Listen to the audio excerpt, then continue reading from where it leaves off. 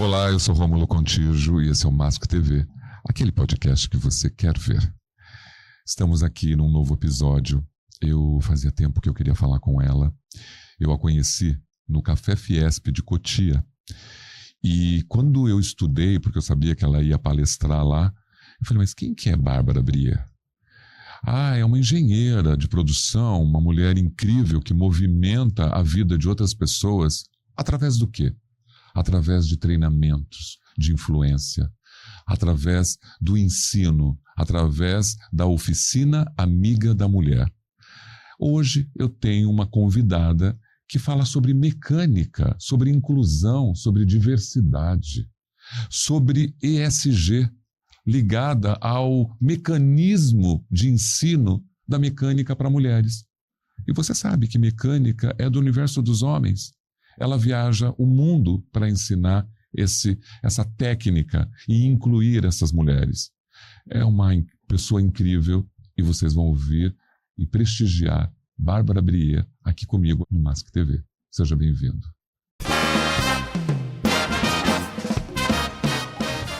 E você? Você é incrível. Você é uma referência. Muito obrigado por ter aceitado o meu convite. Nossa, assim eu vou chorar com essa voz. Tem que ser uma abertura linda, né? Linda, você merece linda, tudo linda. isso. Muito obrigada, estou grata por não ter desistido de mim, chegar até aqui com essa correria de estar aqui presente, né?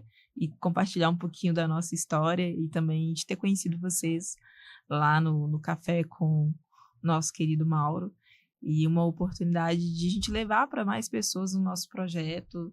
Quem sabe inspirar mais pessoas e ajudar essas pessoas, é o nosso propósito. É verdade. Eu acho que às vezes eu demorei muito, eu estava até comentando com você antes da entrevista começar.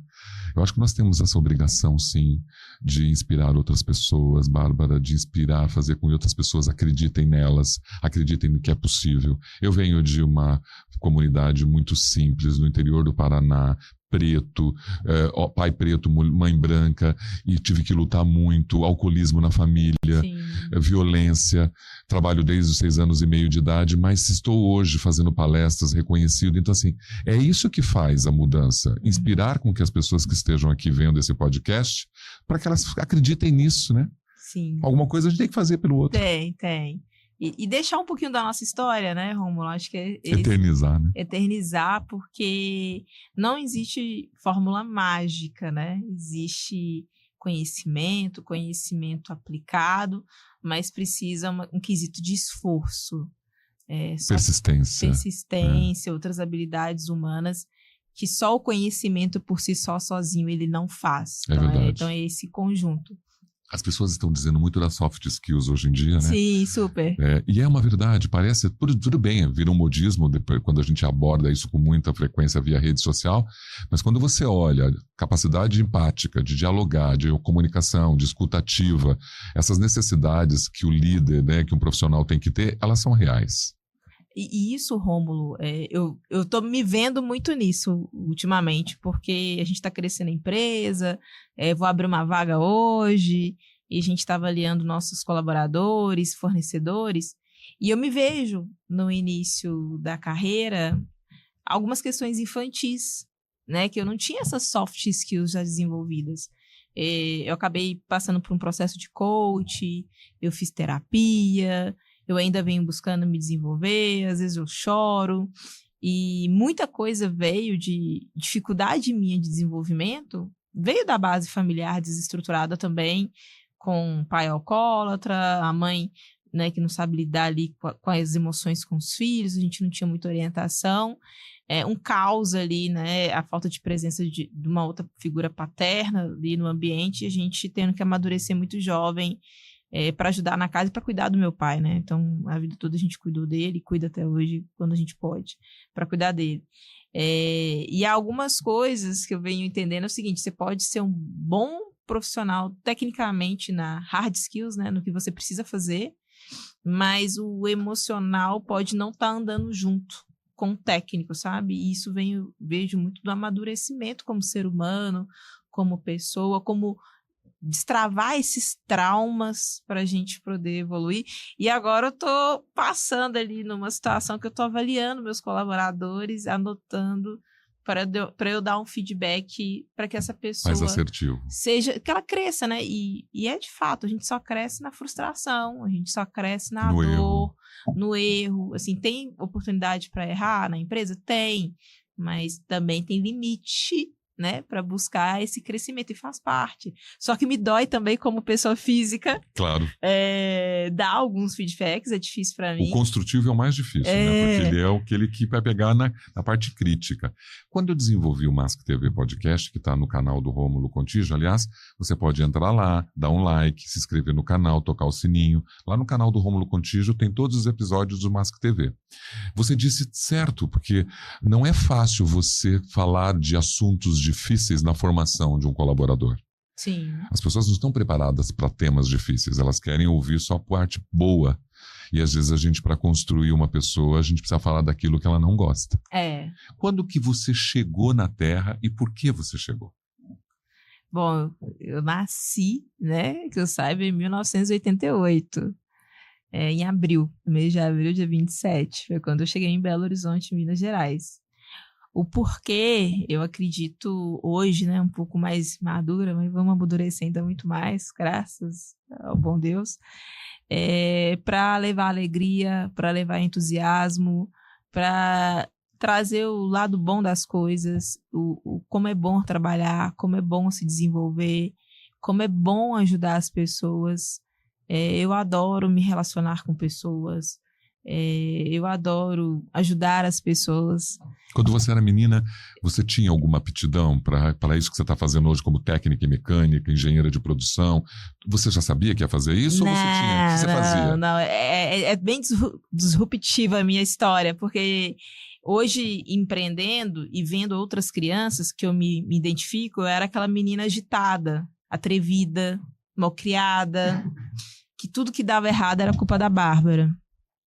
Porque eu era muito curiosa, experimentava, e às vezes eu quebrava muita cara por causa disso.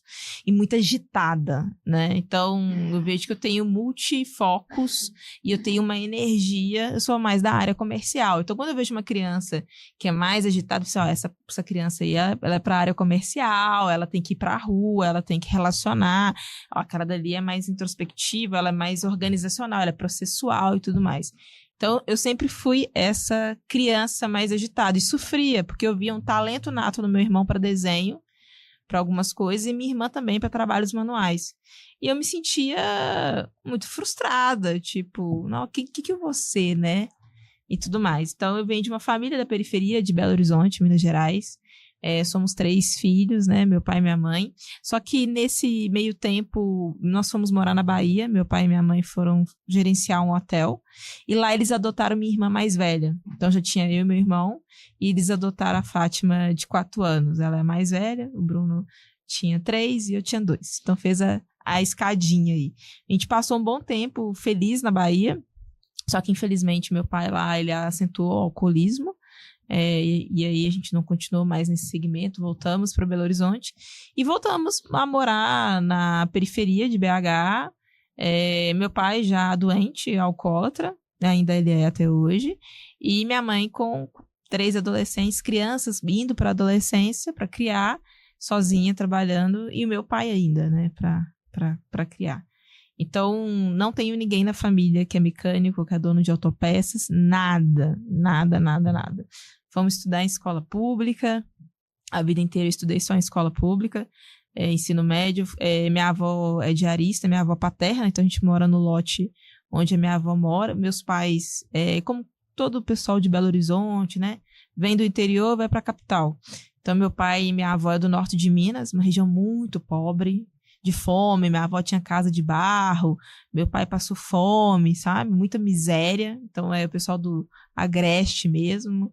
Eu falo assim, que a gente não pode contar muito. Acho que minha avó já matou para poder sobreviver, sabe? Então, era a vida daquela região. É a realidade, né? É a realidade. E tanto que essa realidade deles foi passada para mim, que eu brinco, né? Eles me ensinaram tudo quanto é tipo de arma, tudo quanto é tipo de faca. Então, é bom ter em casa uma foice, um machado, porque é a realidade que eles trouxeram da roça para cá. Isso assustava a gente. E a minha mãe, ela veio ali do Espírito Santo, do norte do Espírito Santo, né? Na verdade, norte do Espírito Santo, né? Que aí já é divisa com a Bahia. Então vem ali do norte do Espírito Santo também, né? Uma família com... Minha mãe tem muitos irmãos, 14 irmãos, então a família da minha mãe é muito grande, são 15 filhos, uma família enorme, mas também passou muita miséria, muita fome. Minha mãe é descendente direto de índio, minha avó, então a gente tem uma linhagem direta de índio, então minha avó nem tinha sobrenome, só o sobrenome do pai, que é franco-alemão, que aí veio o Brier, que veio passando de família. Então a gente veio dessa construção familiar, que meu pai parou no primeiro ano do ensino, na 7ª série, na verdade, minha mãe parou no primeiro ano do ensino médio. E eles se conheceram na escola e já trabalhavam naquela época. Então, essa é a construção ali do meu lar. E o que foi interessante nesse caminho? A minha mãe, ela foi bem sábia e sempre incentiva a gente a... Compra um jornal para mim. Então, vamos tentar ler um jornal domingo. Tem um curso, vai num curso. Vai ter uma exposição. Ela não ia com a gente, mas ela fazia a gente ir. Vai ter uma exposição de quadrinhos, vai ter uma exposição do livro. Vai lá com seu irmão ver no domingo, no Já sábado. inspirava vocês. Ela incentivava, ela sempre incentivou a gente a estudar. E aí um cliente dela, que é minha mãe até hoje, ela vende mármores e granitos, falou que tinha cursos no Senai gratuito. E para jovens e adolescentes. E quando ela falou, ela falou assim, toma o dinheiro da passagem, vai você e seus irmãos buscar isso e entender como é que é. Aí descobrimos que tinha cursos no Senai, tinha data, tinha idade. Aí meus irmãos mais velhos foram primeiro, eu fiquei ansiosa, eu queria. E casa mais regrada é assim, né? Mais velha, ela foi sábia, preparou a minha irmã mais velha. Primeiro ela pagava curso de informática, ela que vai, então o dinheiro da passagem é só para ela. Uma roupinha melhor para ela ingressar no mercado de trabalho. Aí depois foi meu irmão. Aí eu lá, ansiosa, né? A mais nova, ansiosa já para querer trabalhar e tal. Fazia uns bicos na loja do meu tio de festa, fazendo decoração de balão com 12 anos para trabalhar. E aí eu fui para o Senai, só que tinha uma idade específica para você entrar e fazer o curso gratuito, que é a aprendizagem industrial. E o que eu fiz, Rômulo? Eu fiquei assim, eu quero uma oportunidade para eu não ficar em casa. Eu quero ser alguém. Porque a minha casa era muito ruim, o ambiente era um inferno. Tóxico como o meu. Demais. Eu falo que hoje a gente quer sair, né? Eu falo que hoje eu tô no céu, hoje eu tô no paraíso. Os tempos ruins que eu vivi foi minha infância toda, até a adolescência, até os 17 anos, meu Deus. Foi terrível, sabe, assim. Então agora eu tô no mar de rosas. Então, o que a gente imaginar num ambiente desse, a gente convive, né? E aí, o que eu queria? Eu queria não ficar em casa. Eu queria sair de casa. Porque casa, eu só queria ir para casa para dormir, né? Porque em casa... E olha lá ainda, né? E porque em casa acontecia muitos conflitos, por causa da questão do meu pai. E aí, nisso, eu fui para todos os Senais de Belo Horizonte, me inscrevi em todos que eu podia e fiz todas as provas que eu podia. Adivinha onde que eu passei? Na mecânica. Aí eu falo que a mecânica que me escolheu. E foi assim que eu entrei no Senai e comecei. Muito interessante você falar isso, Bárbara, porque assim, eu tive uma vida de violência muito séria, também saí de casa com 6 anos e meio, a gente não suporta a violência que tá, então a gente vai trabalhar, a gente vai procurar uma alternativa, mas quem tá aí acompanhando, vendo, é importante saber disso. Você não chegou a esse estágio aí do nada, né? Olha como a sua mãe, mesmo sem as condições necessárias, ela tinha uma inteligência cognitiva dela, inata, para permitir que você comprasse o jornal, fosse atrás ela sabia dessa necessidade. Isso é muito bom de ver numa mulher, independente da cultura, se ela estudou, se ela se graduou ou não. Ela sabia que os filhos poderiam ter uma oportunidade melhor, inspirando, incentivando vocês a irem atrás. Sim, e a mamãe, ela é a terceira filha mais velha, né, dos 15. Então ela ajudou a criar 12. A carregar no colo, a ajudar a fazer da mamadeira. Ela falava assim que pegava a irmãzinha dela pequena e deixava bater a cabeça. Porque ela era pequenininha. Claro, imagina, não sabia. Imagina uma criança cuidando de outra criança. E foi um filho a cada ano, né? E ela segurando, uma menina de 3, segurando um bebê de recém-nascido, né? Sozinha, tendo que ajudar a mãe. Então ela foi também, de uma certa forma, ajudando e caminhando os irmãos, vendo esse progresso dos irmãos, quando foram crescendo. E ela foi muito sábia em nos orientar dessa forma também. Então, assim, o meu pai também, quando ele estava muito bem, e ela foi tão sábia que ela falava assim, seu pai tá doente, seu pai não é ruim. Lembra da parte boa dele, que ele é uma pessoa boa, né? E ela falava isso como um mantra na nossa cabeça, sabe? A gente ficava com raiva do papai, né? Eu amo ele e tal. Mas ela falava isso como mantra. Ele tá doente, mas ele é uma pessoa boa. É verdade. E tal. Então ela foi bem sábia nisso. A minha já não tinha essa experiência. Uhum. Nós não sabíamos que o alcoolismo era uma doença. Então nós odiávamos com todas as forças. Né? É louco falar isso. Queríamos que o pai morresse todos os dias. Ah, não, mas isso eu já pensei todo dia. Todos os dias. Todos os dias. Eu orava a Deus, oh Deus, leva a vida dele. Pelo todos os dias. É terrível. É pra acabar o sofrimento, né? É pra acabar o sofrimento. Mas assim, ele morreu em 84 e eu tava com 16 para 17. E aí eu fui entender que aquilo era uma doença. E que aquilo... Quando a tua mãe diz, né, ele é doente, é muito importante que ela fortaleça isso. Porque até então, épocas anteriores, até pessoas que estão vendo, têm o alcoolismo e a violência dentro de casa e quer se livrar disso. Mas a forma de se livrar disso é buscar apoio e ajuda, porque é uma pessoa doente e que, infelizmente, não tem controle sobre suas atitudes em função do vício do álcool. Sim, e isso é muito sério e importante falar, Rômulo, porque assim, agora, hoje eu tô com 36, né? O papai tá com 66. Hoje eu acompanho eles no médico e tudo mais, e tô levando o papai na homeopatia, que eu passando por terapia e no médico, hoje eu entendi que a gente tem dificuldade de lidar com as emoções.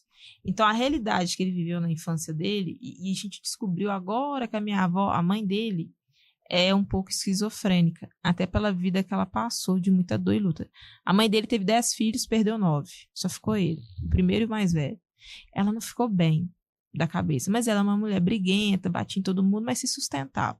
Mas ela brigava demais com o mundo e com as coisas. Então, eram coisas que vinham na cabeça dela. A gente não entendia que isso poderia ser uma esquizofrenia. E o papai apanhou muito dela, sofreu muito. E ele não soube lidar com as emoções. Então, qualquer coisinha hoje, eu já percebendo, meu pai se frustra ou não sai dentro da expectativa dele, que ele virou um crianção, né? Os gatilhos são ativados. E aí ele vai beber.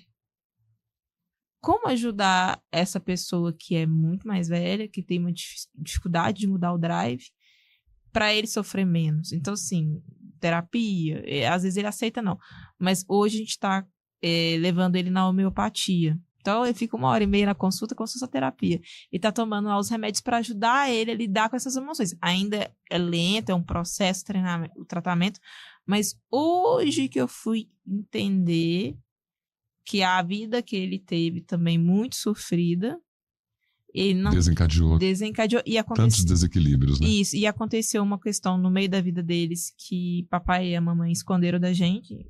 Meu pai atropelou uma pessoa e depois desse dia ele piorou. Ele não se perdoou porque essa pessoa veio a óbito e ele estava são, ele não estava bêbado. Foi no dia que ele não bebeu, uma pessoa morreu. E aí ele não ficou bem, não teve um acompanhamento psicológico na época, ele ficou, tipo, 15 anos ainda com essa... Sofrendo esse remorso. Esse ressentimento, exatamente, né? Ter tirado a vida involuntariamente de uma pessoa. E não teve esse discernimento de que ele precisava dessa ajuda, né? Nós precisamos muito de apoio e nós temos muito medo de chegar numa terapia, né? Tem. E as pessoas ainda têm aquele pensamento de que eu não sou louco, para que eu preciso disso? Mas acho que a pandemia até mudou um pouco, porque os consultórios estão bombando. Sim, meus amigos psicólogos estão lotados, que as pessoas possam buscar ajuda, redes de apoio que possam ajudar, porque emocionalmente está todo mundo muito abalado. A gente precisa, Romulo, a gente precisa de rede de apoio, de ter que contar um com o outro. Tantas síndromes, né, burnout, né, e outras ali movimentando, sufocando as pessoas, e se não busca apoio, como que você faz? Você morre? Não dá para morrer, né? Você tem tanta coisa para fazer. Quando que você chegou em Campinas? Tem 3 anos, eu vim em 2021, final de 2021. Também foi um desafio, né? Porque, Sudeste, sair da sua lugar, né? Eu vou falar pra você, sair de Minas Gerais é difícil, viu? Sim. Meu Deus, porque o estado é muito gostoso, né? O viver lá é muito bom, a comida, a gente é muito família, é muito unida, chega pra cá, deu um baque emocional. Uma família tão grande como você tem. Pois né? Querendo ou não, também até preenche um vazio, né, existencial nosso, e aprender, eu vou falar, São Paulo não é pra amador, não. Mas as oportunidades de negócio estão aqui. Estão né? aqui. É igual, por exemplo, a gente chegou num ponto, Romulo, né, que não sei como é que vai chegar na linha cronológica da vida, Mas, assim, acho que tá bem suave a forma que eu tô contando. Quando eu comecei a empreender, eu demorei muito a ganhar dinheiro, a me sustentar. Então, eu era muito mais magra, que eu comia pouco, eu morava de aluguel com outras amigas e tudo mais. E foi muito difícil todo esse processo. Eu fali no meio do caminho. A minha avó paterna, ela era doidinha assim, ela é doidinha assim, mas ela sabia guardar dinheiro. Aí ela ficava brincando, eu não sou doida, não rasgo nota de 100, mas ela é doida assim, minha avó é brava demais. E aí chegou um ponto que eu falei, minha avó me deu um empréstimo da aposentadoria dela, e falou assim, não, vai lá, filha, você vai recomeçar. E aí, tipo assim, eu sou eternamente grata à minha avó, ajudo ela e tal. Nesse meio tempo, ela desenvolveu Alzheimer, e eu morando, dividindo apartamento, ajudando meu pai, minha mãe trabalhando, e meu pai com esses altos e baixos, a gente tentando cuidar da minha avó, e eu empreendendo. E aí chegou o ponto da pandemia que tava todo mundo em casa. Eu voltei a morar com os meus pais, que eu não tinha, zerou o faturamento. Morei com a minha avó, com meu pai, com a minha mãe. Aquele caos. Eu nem sabia quem era minha mãe. Eu fui conhecer minha mãe agora, quando ela tinha 60 anos. Eu lembro dela quando a gente estava na Bahia, e os flashes aí na adolescência. Mas conhecer a minha mãe como pessoa e mulher, eu fui conhecer ela melhor na pandemia, porque ela só ficava trabalhando. E ela estava aposentada. Só que aí eu comecei a surtar. Eu não estava conseguindo trabalhar. Eles me demandavam muita atenção, a minha avó com Alzheimer, toda hora pergunta, é difícil mesmo, né? Às vezes eu tinha que abraçar ela, ela batia na gente, às vezes eu trancava a porta do quarto da minha... resiliência. A gente às vezes trancava a porta à noite do quarto da minha mãe e do meu pai, pra minha mãe dormir, pra eu não podia sair pra trabalhar. E eu ficava com a minha avó, ela me batia, ela puxava o meu pé da cama, eu ficava madrugada, e ela gritava, porque são surtos do Alzheimer. Sim, mesmo, né? São sintomas mesmo. São sintomas da doença. Até que chegou um ponto que a minha avó machucou e tudo mais. Eu em extrema pressão, sou muito boa mesmo. Mas depois que passa a extrema pressão, eu caio a minha energia, eu prosto. Aí foi a primeira vez que eu prostei 3, 4, 5 dias. Eu fiquei 5 dias assistindo televisão no sofá. E isso é raro, que eu não dava conta nem de assistir série, que eu, né, a pessoa mais agitada. Aí uma prima minha falou, Bárbara, reage. Eu falei assim, cara, eu não posso ficar aqui. Se eu ficar aqui, eu vou enlouquecer. E aí eu falei assim, não adianta, né? A família toda unida empobrecer. Alguém vai ter que sair para buscar dinheiro. Então eu vou ter que sair. Eu vou ter que sair para de uma forma eu poder ajudar vocês. Me ajudar a seguir minha vida e mandar dinheiro para vocês e ajudar vocês. Porque se ficar todo mundo aqui do jeito que tá, vai todo mundo ficar doente, mais pobre. Então, eu vou ter que sair. Só que, assim, eles não aceitavam, porque, né, eu ainda não casei, meus irmãos casaram, meu pai, não faz sentido, aqui você economiza, pra que isso e tal. E aí você vai estudando, né, autoconhecimento, ali também tava me travando um pouco. E eu falei assim, mãe, pai, eu preciso sair, eu preciso do apoio emocional de vocês. Eu vou me matar de trabalhar, mas eu preciso honrar, né, até com a vozinha tá doente. Vocês não têm de onde tirar e a gente precisa de dinheiro para ela. Então... deixa aí. Eu me sacrifico, né? Eu continuo ajudando. Eu sempre não parei de ajudar. Eu também até hoje. Eles continuam. Então, assim, eu tenho que estar aqui porque alguém vai ter que mandar recurso financeiro. Aí, ajudar aí do jeito que tá, não dá. Vai ficar pior. Porque não adianta ter braço e não ter dinheiro, vai morrer de fome. Então... deixa eu vir para cá, seguir minha vida, trabalhar muito aqui enquanto eu tenho saúde, eu estou mais disponível e mando dinheiro aí. Então, essa foi a decisão quando eu comecei, estava saindo ali da pandemia, na pandemia zerou o faturamento e eu estava ainda falida, né, com muitas dívidas no meu nome e tal. Aí eu fui estudar marketing, comecei a fazer mais marketing para as indústrias, comecei a levantar uma grana, mas assim, tinha dia, Rômulo, que eu trabalhava 20 horas. E assim, trabalhando, às vezes fazia um tanto de vídeo e tal, pegava um carro aqui, aí eu vi que as oportunidades estavam aqui em São Paulo, eu não estava sem carro, porque eu tinha vendido meu carro, alugava um carro, vinha para São Paulo, trabalhava, dormia um pouquinho, já voltava, sabe? Tentava fazer tudo aqui. Aí eu falei assim, cara, as coisas estão em São Paulo, e o dinheiro que eu ganhei para pagar uma viagem, eu posso pagar um aluguel, né? Mais simples e tal, vou me organizando aí para fechar mais contratos e parcerias. E foi aí que eu fui estudar. Pô, para onde que eu vou? Não. Faz sentido ir para a capital? Não faz, as indústrias estão no interior. Então, qual que seria uma capital do interior automotivo. Campinas, aeroporto, tal, rodoviária, a faculdade. Se não der certo, eu posso dar aula em faculdade. Então, eu comecei a fazer todo um estudo. Vou lá para Campinas, vou ficar 15 dias. E aí foi assim que eu tomei a decisão na calada da noite. Sentei, chamei meu pai e minha mãe e falei assim, estou indo para Campinas por esses motivos. Eu preciso do apoio de vocês. Eu sei que vocês não concordam. Minha avó tá muito doente e minha mãe já estava começando a ficar doente, porque ela que estava cuidando da minha avó, meu pai não consegue cuidar da mãe dele. Então, eu preciso ir, mãe, pelo menos, para poder te ajudar. Então, deixa eu ir. E eu vim.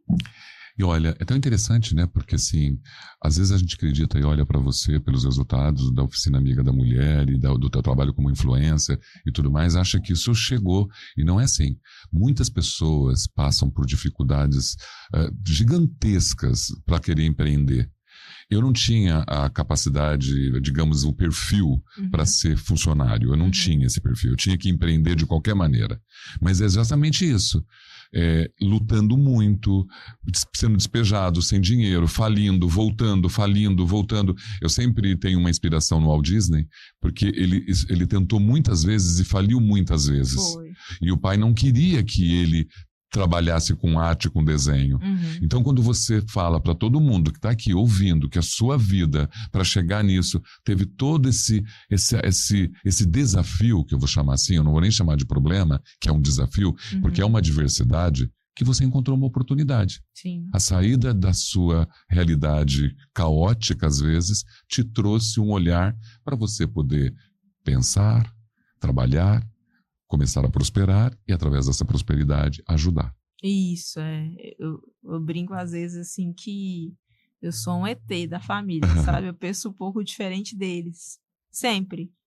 E às vezes eu queria arrumar eles. Eu falei assim, não, mas... E dava errado, sabe? Queria arrumar a casa do meu jeito e tal.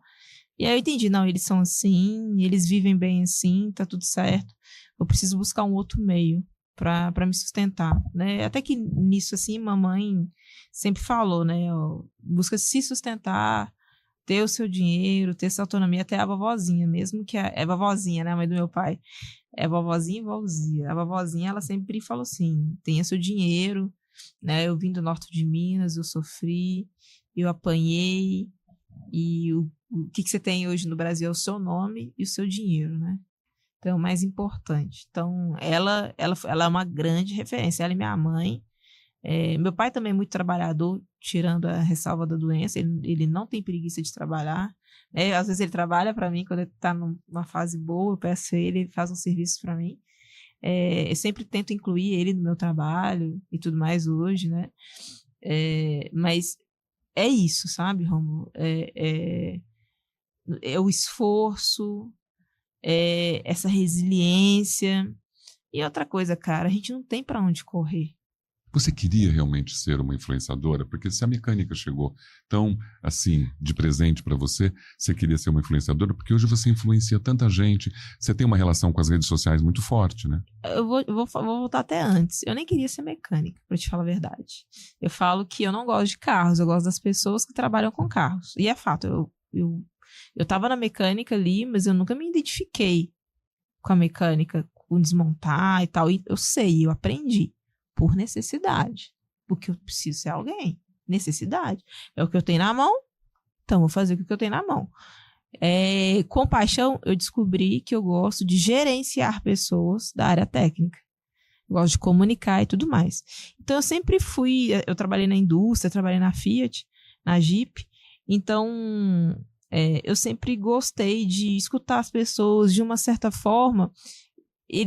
Eu era uma liderança sem cargo de liderança. Então, o que eu pedia para minha equipe, eles faziam. O que eu conversava, eles faziam. Então, eles me respeitavam muito porque eu acolhia muito eles. Então, eu sempre gostei disso, né? Bom, aí, vou ver se eu não estou perdendo a linha de raciocínio. Da mecânica. Quando eu fui para virar uma influenciadora, aí eu saí da indústria e fui empreender, eu descobri que eu preciso, né? A galinha bota o ovo, ela canta, né? Para as pessoas saberem onde está o ovo, né? Ela canta, então você tem que divulgar o teu serviço. Eu fui para divulgação do serviço. No começo eu gostava muito mais. Te confesso que hoje, se eu pudesse ter dinheiro sem ser famosa, sem ser conhecida, eu preferiria. Porque eu sofri com os golpes da internet, com as perseguições, com a vida muito exposta, por várias questões. Porque, tipo assim, cara, onde meus pais moram é favela. Meus primos são traficantes. Meu irmão é policial. O bairro é perigoso pra caramba. E a gente, só faz isso, sabe? Então, às vezes, eu via com carro de montadora, carro legal, iPhone, tal, pro meu trabalho. A galera começou a me ver de olho torto. E eu falei, pai, mãe, desculpa. Eu tô andando com 20 mil de equipamento na mochila. E eu não tenho seguro disso. Eu tenho que sair daqui. Sinto muito. Eu quero ajudar o meu povo de onde eu vim. Mas se eles me puxar pra trás agora, não dá. Mas você precisa sobreviver pra ajudar. Exatamente, eu preciso sobreviver pra ajudar e tal, né? Então, o nível de exposição hoje das redes sociais, até no bairro da minha mãe, eu fico até preocupada com eles. Com os meus pais. Nós fantasiamos muito, né? Tudo. Então assim, à medida que também eu fui crescendo e fui vendo as questões na internet, essas extremidades, essas polaridades na internet, eu tenho muita preocupação e responsabilidade social de como que eu influencio as pessoas. Hoje, na minha rede, Rômulo, eu quero que as pessoas duvidem de mim. Eu quero que os meus clientes desenvolvam pensamento crítico. Assim, o objetivo da Oficina Amiga da Mulher é não existir Oficina Amiga da Mulher. É que todas as oficinas do Brasil, elas possam receber bem qualquer pessoa, não é só mulher. Não tem que existir um selo para falar Oficina Amiga da Mulher, é um absurdo isso. Então, o objetivo da minha empresa é que ela morra, que ela acabe daqui a uns anos, que não exista mais isso. Mas para que isso aconteça... Demora, é um processo. Ok, vai ter chão ainda. Você vai ter que educar muito. Muito, ok, temos muito trabalho pela frente, que é bom, né? Não acho ruim. Esse é o objetivo da Oficina Amiga da Mulher. Mas, assim, tem um peso, uma responsabilidade que eu brinco lá da Marvel, do Homem-Aranha, né? Grandes poderes vêm com grandes responsabilidades. Então, você tem um nível de visibilidade, vem uma responsabilidade social muito grande em cima. Eu choro, às vezes, que eu não queria ter essa responsabilidade social. Que é fácil também eu ficar na ignorância, sabe? É gostosinho, é confortável aquela zona de ignorância ali. Então, eu gosto de poder inspirar pessoas, de poder ajudar essas pessoas, de trazer um lado mais positivo para elas. Eu gosto muito da alegria, sabe? De viver, de trabalhar. E é um desafio para mim também. É uma influenciadora. Eu não quero mais que as pessoas me vejam como influenciadora. Eu quero que as pessoas me vejam como uma estudiosa do mercado. Sim. Não uma influencer só ali e tal, e faz negócio. Fugaz, né? Que simplesmente daqui a pouco não existe mais. Isso. E aí, do que eu vou passando hoje, das coisas que eu passei, por exemplo, eu brinco com os meus clientes. Bárbara, a gente tem um carro plotado da Oficina Amiga da Mulher para os clientes plotarem as oficinas. Mas o meu carro não é. Por quê? Porque eu sofro perseguição. Porque eu sou conhecida. Claro. E você tem que se preservar. Eu tenho que me preservar. Então, assim, hoje a minha empresa é no condomínio empresarial com policiamento, porque eu me preservo. Eu moro onde tem portaria 24 horas, porque eu me preservo. Um dia eu estava com o carro plotado, andando, postando nas redes sociais. Eu fui dar um treinamento. Pessoas que me seguem na internet viu o carro. Desceu. Foi lá. Me achou no treinamento. Sacou? Essa exposição. Não tem como... então, inevitável, assim, né? Então, assim... É legal a internet. Mas até que ponto? Eu acho que é muito difícil, né? Eu resisti muito para fazer podcast. Muito. Mas aí a Eurofarma me chamou para fazer o OnConecta, entrevistar oncologistas. No primeiro momento, eu falei, não. Eu até entrevistei o Helder recentemente, que é o gerente de produto responsável pelo projeto. Daí eu fui, eu não queria, não gostava da minha imagem e tal. E aí eu falei, peraí, você tem uma oportunidade aqui. Mas o fato de você ter uma oportunidade de estar aqui nessa exposição, existem consequências. Sim. E às vezes consequências muito sérias, um stalker, qualquer situação que a gente vai viver com a exposição. Sim. Então não dá para ser uma coisa muito sem cuidado, planejamento, análise crítica, né? Eu quero tomar cuidado. Eu não tenho muita intenção de ter 300 milhões de seguidores, mas eu tenho intenção de como agora que a sua vida tão transparente e límpida foi explicada e contada, que muita gente está se identificando com você. E está olhando para você chegar aonde chegou, que luta que está sendo. Sim. Não é fácil, né? Você ter seus seguidores e ser conhecida como uma mecânica, por exemplo, que desenvolve mulheres e que muda esse cenário. Sim, sim. E dando uma ressalva no que, né, um ponto a mais no que você falou, eu participei de outros podcasts e a galera coloca bebida e tudo mais tal para você se soltar. E é o que você falou, a gente não pode ser ingênuo, né? E aí do outro lado também tem pessoas covardes. É igual aconteceu que a gente sabe com aquela pessoa famosa, né? Que falou uma palavra que é lei federal, não pode ser falado, não pode ser reverberado. Ele foi... e usou isso. E usou isso, né? Ele foi ingênuo, porque estava alcoolizado. E ele já tinha uma visibilidade. Então ele foi muito ingênuo e relaxou demais. Igual a gente vê outros casos de políticos que jogam em grupo de WhatsApp e os amigos usam isso contra eles. Então hoje eu tomo muito cuidado o que eu falo com quem eu falo. Claro que eu vou ter momentos meus estúpidos, ignorantes, retardados, né? Assim, a brincadeira, que fazem, pô, Bárbara, você ri disso? Você acha? Sim, eu sou um ser humano. Eu sou humana, eu tô em construção também. Claro. E também porque eu oscilo do brutão do mecânico, porque minha escola de brutão é o meu pai. E aí eu não me sinto mais ofendida. Porque o que o meu pai conversa comigo desde criança, eu não me sinto mais ofendida. É o jeito dele falar. E eu tô pegando aquela pessoa brutona, ogra, tentando lapidar ela um tiquinho pra um outro perfil. Então, assim, eu não absorvo nem tudo pro coração. Entendo que algumas coisas algumas coisas não. Relevo e tento ajudar essa pessoa a melhorar. Senão, eu largo mão dela. E aí, quando você vem pra um canal de comunicação, eu também tenho os pés atrás de falar por falar e soltar e relaxar dentro dessa responsabilidade, mas eu gosto do conteúdo planejado, o conteúdo bem pensado, o conteúdo que é respeitoso para ambas as partes, que claro, vai ter um posicionamento sim ou não, mas é acrescente, né? Exatamente, um conteúdo que acrescenta. É verdade. Eu gosto, eu vou mais por esse lado, eu não preciso falar mal dos outros.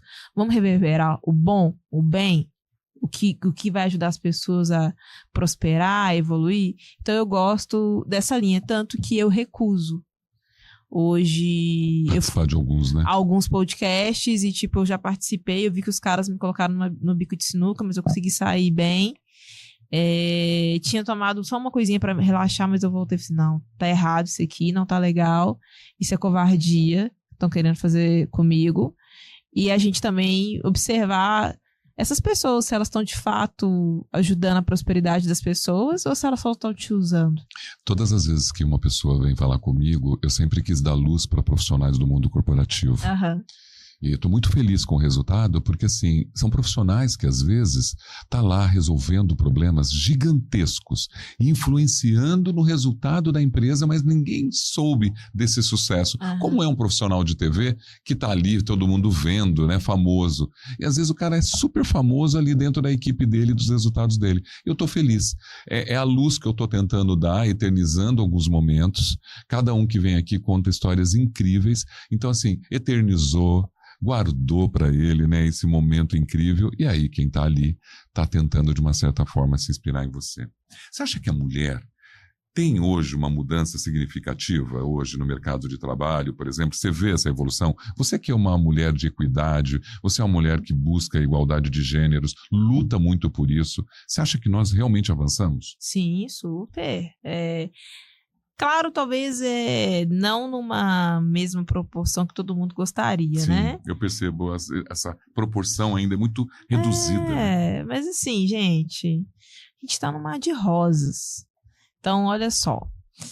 Minha avó, com 36 anos, já tinha não sei quantos filhos. Foi obrigada a casar com 13. Meu avô tinha 35. É assédio sexual infantil. né? Se a gente for parar pra falar. E tal. E sofreu ali, tendo que criar e tudo. Ela não teve opção de escolha da profissão dela, de quem ela era. Eu tô falando de uma avó de 84 anos, eu tô com 36.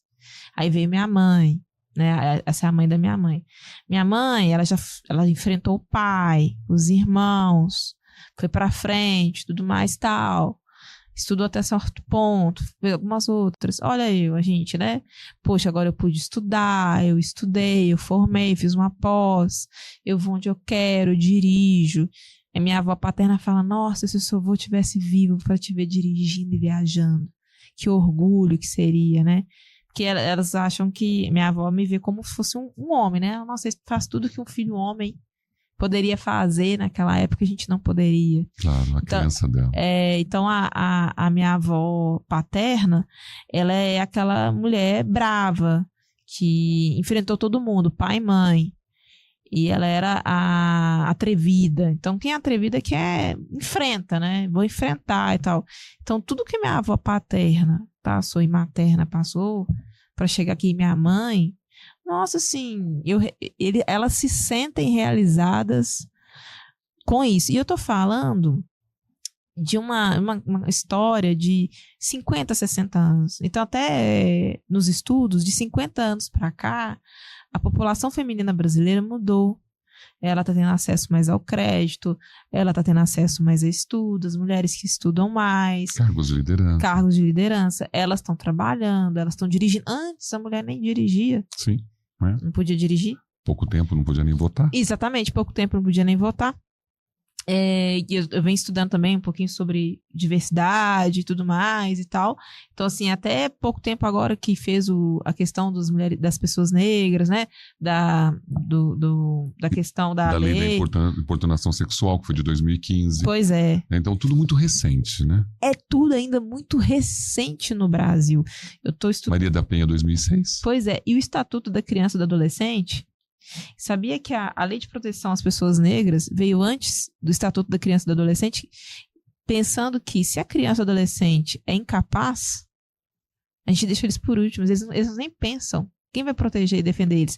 Eu acho que veio, quando eu lembro, veio, sei lá, 90 e poucos que veio o Estatuto da Criança e do Adolescente. Então, assim, é pouco tempo.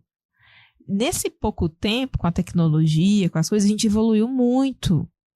A gente evoluiu. Tem muita gente, muito lugar no Brasil que sofre. Ainda tem. Tem. Claro, o Brasil é gigante. É enorme. A gente vai para o interior, sai da realidade de São Paulo, Rio. Sai do Sudeste, você já percebe tudo. Você percebe. Tem, mas assim, a gente evoluiu demais. O que eu tenho hoje, a vida de liberdade, de sair, de privilégio, o direito de ir e vir, de dirigir sozinha, mas com segurança e tudo mais. Então, assim, a gente evoluiu demais. Claro, a gente quer estar em cargo de liderança, a gente quer ganhar equiparação salarial, a gente quer um tanto de coisa, né?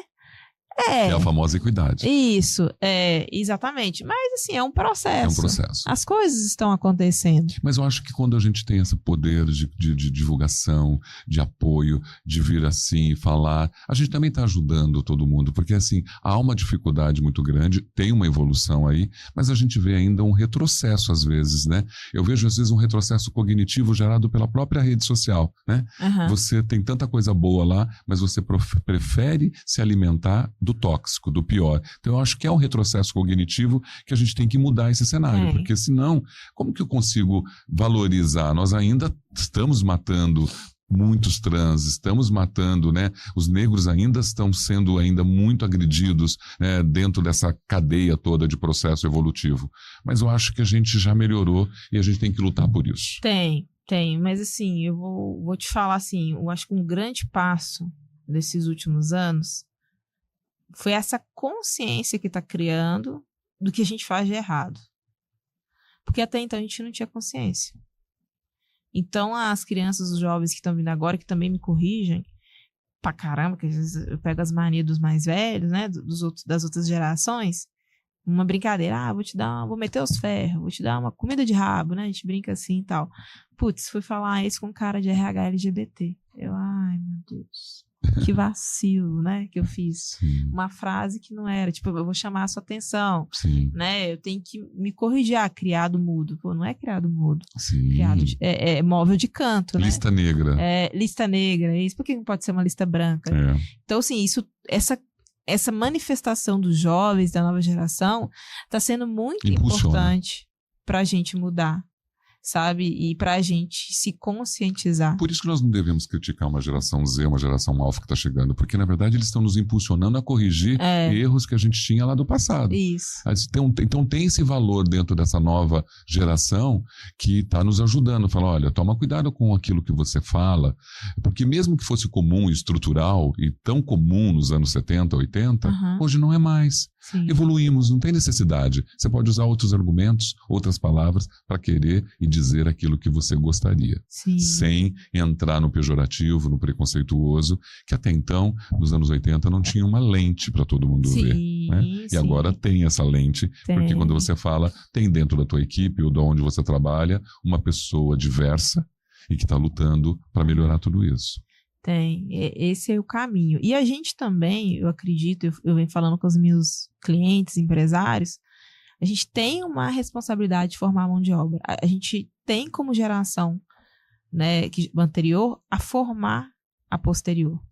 E aí o que aconteceu? A gente abandonou essa responsabilidade. É só reclamar. Reclamar é muito fácil, julgar é muito fácil. Mas você tem que trabalhar para isso. Então, se você não quer que repita, forme a mão de obra, eduque essas crianças. Capacite, né? Então teve eu vejo assim, né? Teve uma mudança que traz de aprendizado para mim é o seguinte: o ser humano ele aprende sofrendo. Ponto. Muito iluminado daquele ser humano que aprende na flor, no mar de rosa. No amor. No amor, tem que ser muito iluminado. Muito iluminado, porque é da natureza do ser humano. Aprender na dor. Aprender na dor.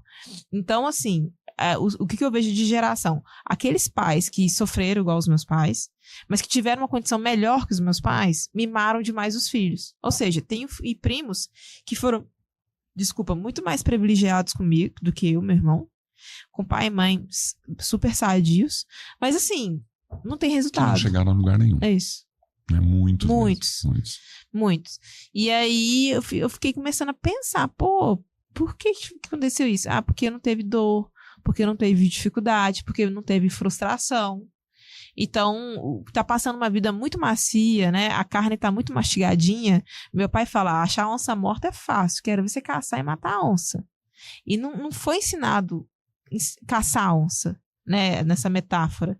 Achar a casa pronta é fácil, vai construir a sua. Achar comidinha pronta é fácil, vai você plantar, colher e fazer. É o famoso pescar, né? Da vara Cara... é o voltar com o peixe pronto, sequinho, gostoso para comer.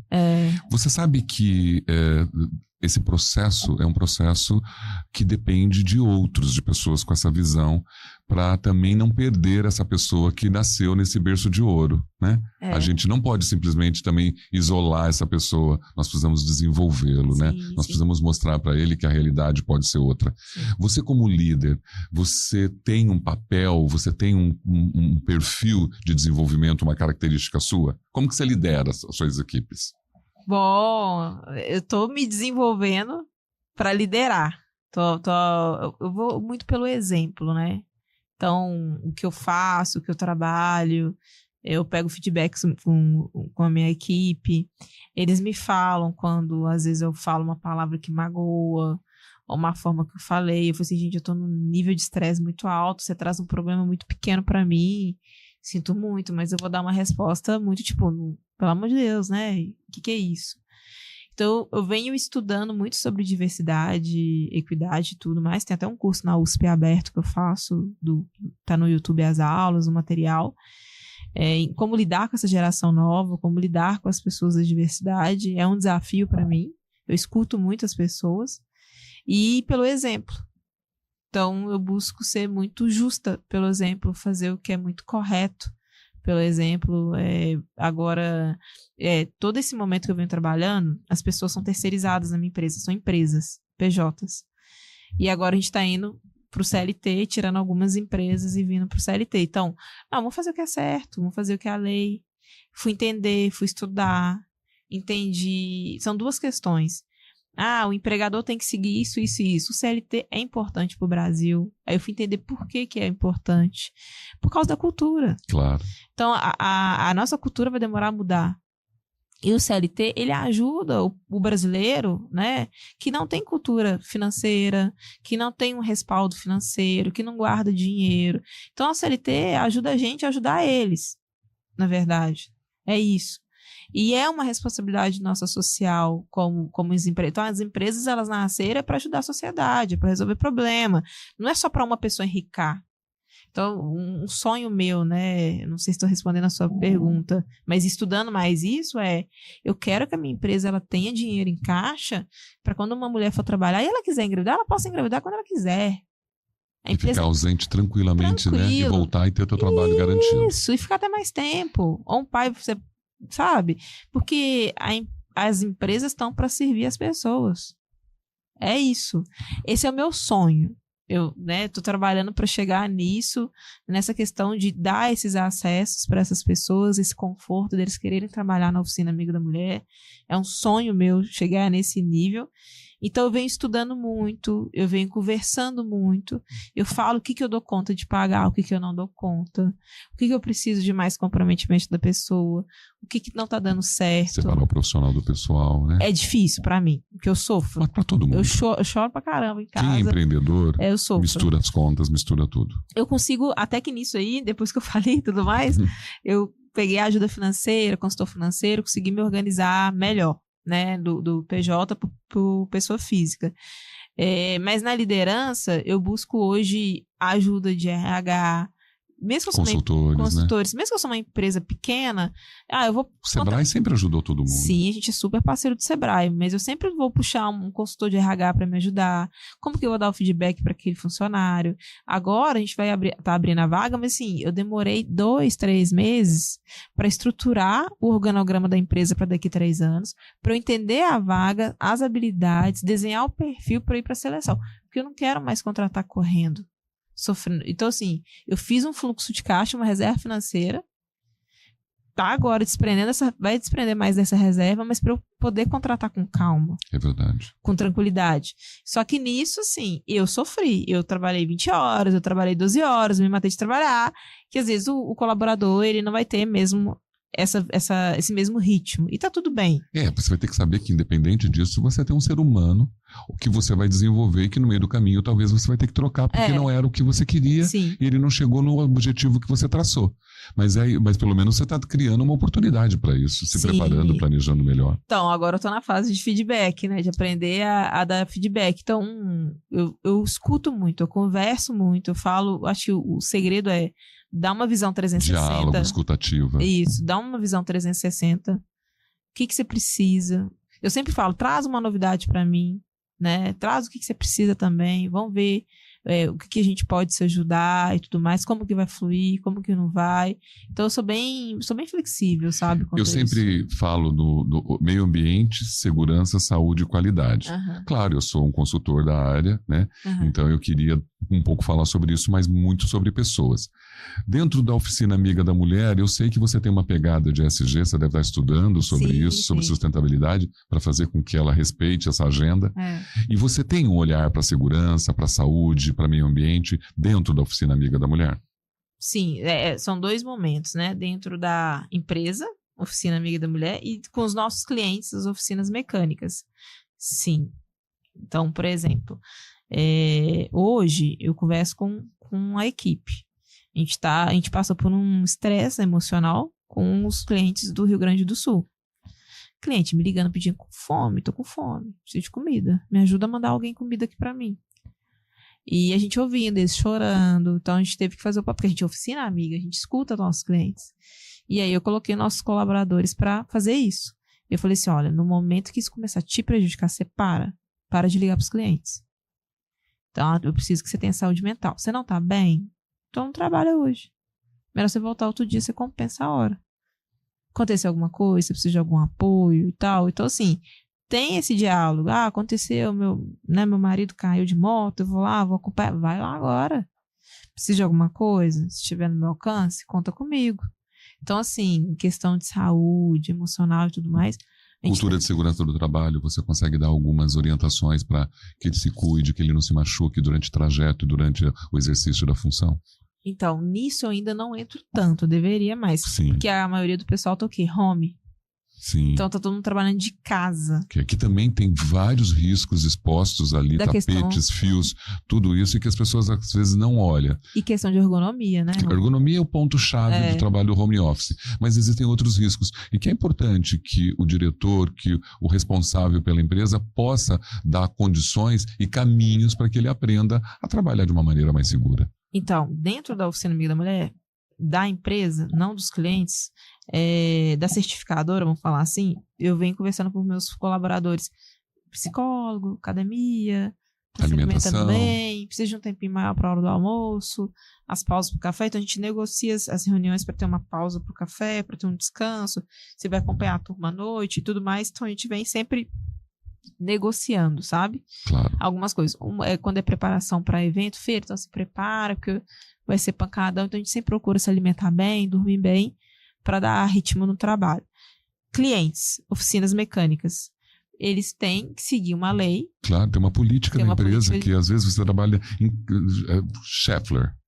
Eu fiz eventos na Schaeffler, de Sorocaba. A segurança é um valor.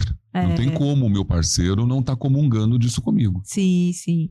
E aí, até porque a gente também é fornecedor e é auditado, né? Claro. E tudo mais. Então, assim, com as oficinas, vocês têm que fazer o termo, tem que dar os EPIs, tem que olhar isso, tem que olhar todos os meios de segurança, tem que ter lá o laudo, né? Tem que ter tudo certinho. A gente passa isso para eles. Tem gente que é auditado, que tem essa consciência. Tem gente que sofre uma penalização, empresas, e começa a ter essa consciência.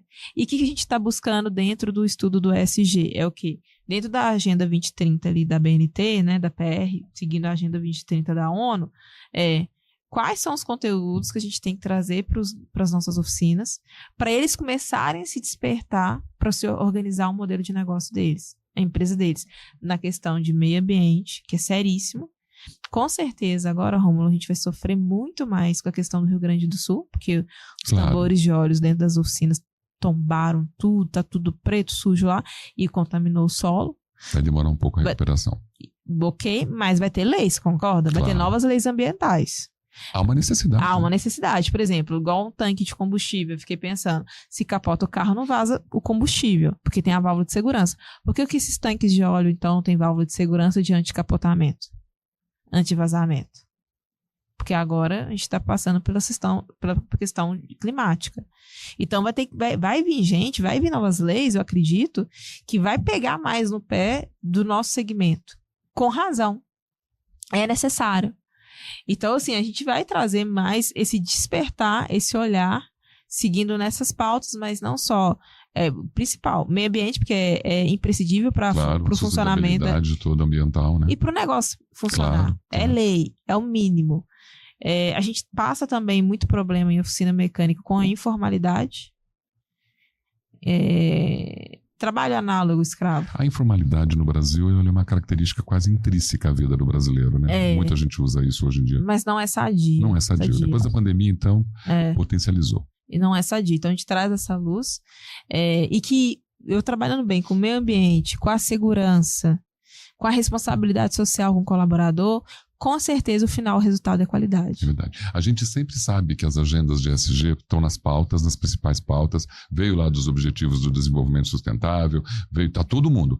E é importante você mostrar agora, e acabou mostrando, que independente do tamanho da empresa, pode sim ter uma agenda de ESG numa empresa empreendedora como a sua, pequena, e todos os princípios e os requisitos necessários para uma empresa sadia pode ser construída pelo ESG na sua empresa. Isso é muito legal, viu? Pode. Então, essa ideia também, conversando com outros colegas de trabalho e tudo mais, e um dos nossos objetivos como empresa, vou dar a seta aí quem quiser, né? A dica aí eu não quero ser uma pessoa superficial de internet. Eu quero ser uma pessoa mais profunda, sabe? Eu quero que as pessoas... Porque, né, tem a questão líquida das relações, né? Eu quero que a pessoa, quando ela entra na Oficina Amiga da Mulher, ela começa a estudar a nossa história, o nosso trabalho, ela vê que tem uma profundidade raiz. Claro, isso demora. Isso não é do dia para a noite. né? Mas você já construiu praticamente metade disso. A gente tá caminhando nisso, né? 8 anos, não tem? Tem, já 7 para 8 anos, a gente está enraizando isso e melhorando o nosso produto a cada dia que passa. Então, trazer o ESG, primeiro porque a gente é uma empresa de base social, de transformação de cultura, de mudança de cultura. Então, por isso que foi muito difícil no início faturar, porque ainda é difícil com o selo. O selo não paga as contas da empresa. Então, tem que trazer palestra, treinamento, outras coisas para subsidiar a operação da empresa.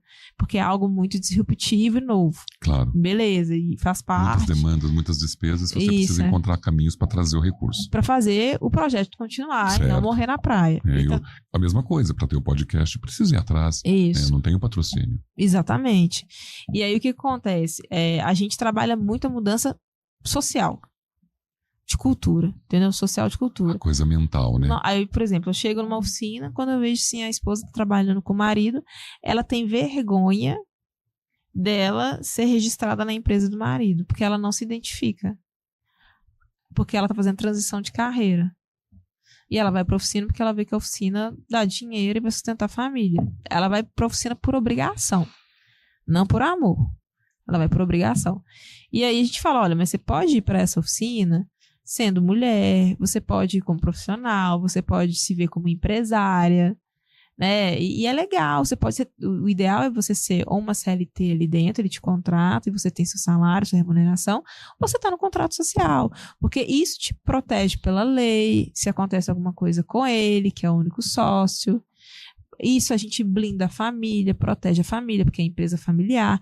Então, a gente passa por todo esse processo de conscientização, mostrando que a formalização e fazer o que a lei manda é bom e saudável para o negócio deles. E não é um peso. Exatamente. Como ajudar eles também a agregar valor, a fazer a precificação correta para conseguir trazer, né, esses encargos, né, esses impostos que vai proteger eles de uma certa forma. É importante isso que você disse sobre a Oficina Amiga da Mulher, trazer essa questão ética e moral para dentro do mecanismo de administrativo. Sim. Nós vivemos num país da corrupção. Sim. Que é muito... Para que eu vou pagar imposto?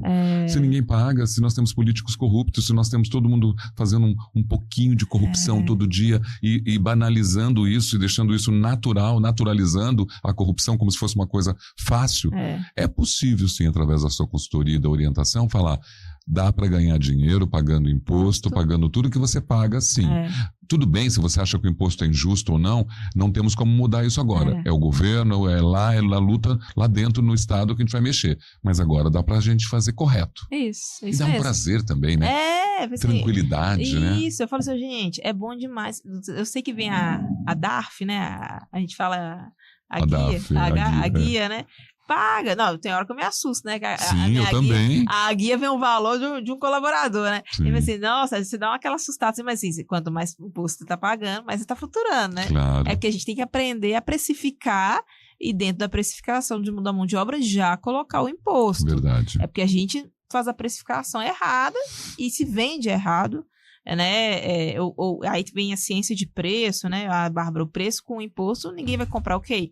Mas a gente vai ter que buscar outras formas inteligentes da empresa para outros produtos pagar o custo desse produto ou desse serviço. Até porque vai ter uma negociação com o cliente sobre o valor do orçamento. Isso é inevitável. Então você tem que estar preparado para saber articular essa negociação, porque às vezes ele pede o desconto. Isso é a regra do jogo. Isso é o game. Se a gente começar a ver que isso é o game, tudo bem, é um game de vida real, mas isso é um jogo. Como que eu vou olhar para esse jogo de fora? Aqui eu não posso ganhar dinheiro, mas eu vou fazer essa sacada aqui eu vou ganhar um pouquinho mais. Aí esse aqui compensa ali.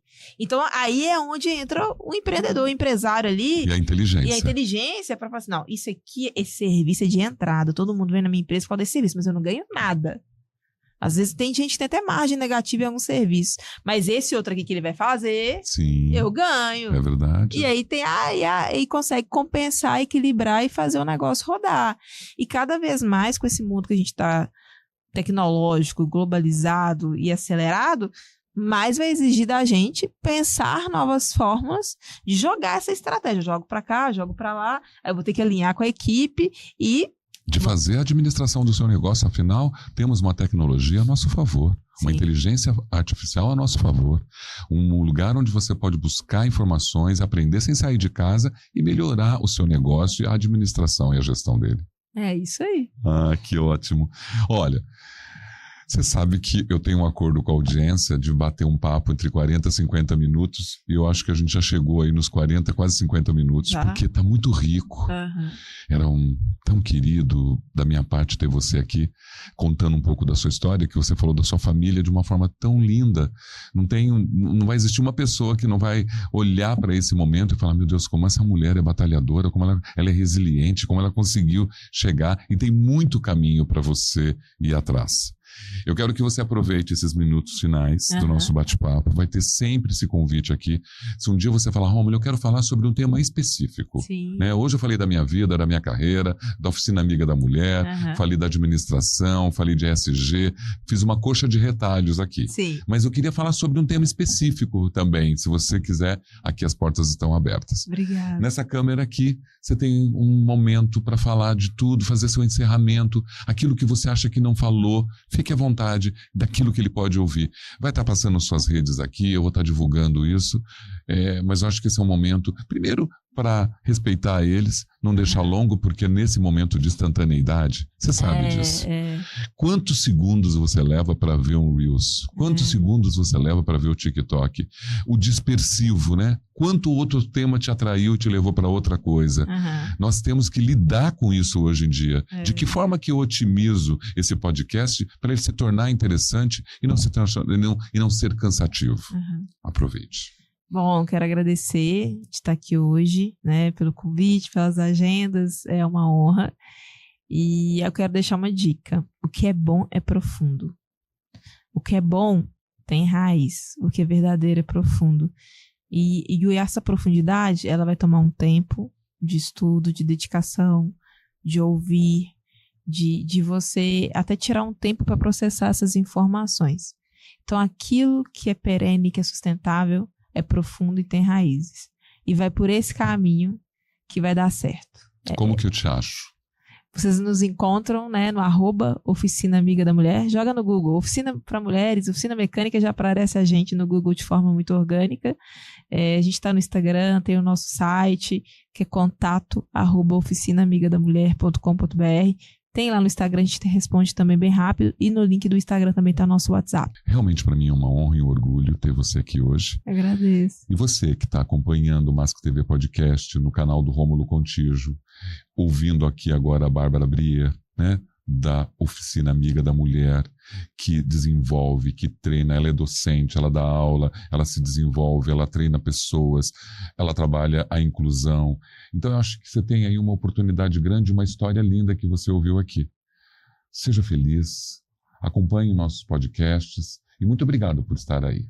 Até o próximo. Bárbara, tchau. Tchau, tchau. Muito obrigado. Obrigada. Muito obrigado de coração.